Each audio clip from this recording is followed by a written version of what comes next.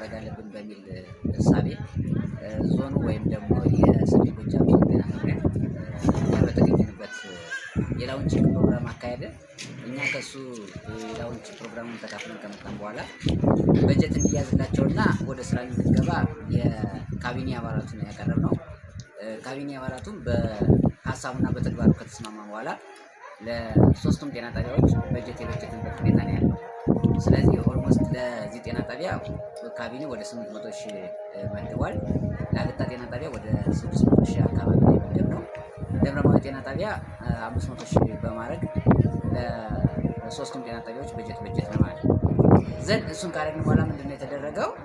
የዚህ በቂ ስለማይሆን ከውስጥ ገቢያቸውም ተጨማሪ ጨምረው ወደ 2.1 ሚሊዮን ፈጅቶ እንደምታዩት የጓዙን አንጣፉ የተሰራበት ሁኔታ